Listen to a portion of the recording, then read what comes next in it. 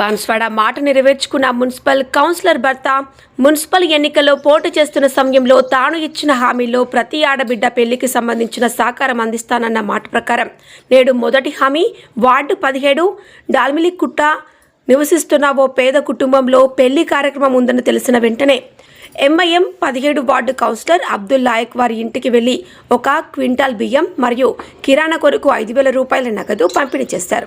సందర్భంగా వార్డు ప్రజలు ఆనందం వ్యక్తం చేశారు. బాన్స్వాడ మున్సిపాలిటీ పరిధిలో గల 17వ నంబర్ వార్డు నుంచి నన్ను ఎన్నుకున్న ప్రజలకు పేరు పేరున ధన్యవాదములు.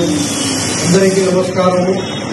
ఏదైతే ఎన్నికల హామీల్లో భాగంగా నేను నా వార్డు ప్రజలకు ప్రతి బీద ఆడబిడ్డకు వాళ్ళ పెళ్లి కొరకు 1 క్వింటల్ బియ్యము 5,000 కిరాణా సామాను ఏదైతే నా హామీ చెప్పానో ఆ హామీ ప్రకారం ఇవాళ నా వార్డులో ఒక అమ్మాయి పెళ్లి కుదిరింది.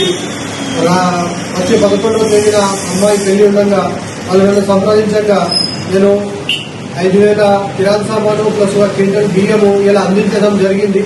ఇలాగే ముందు కూడా ప్రతి నా వార్డు 17వ నంబర్ వార్డు ఆడబిడ్డలకు ఎవరైనా సరే కుల మతాలకు అతీతంగా నేను ఈ పథకంను అమలు చేస్తానని కోరుతున్నాను.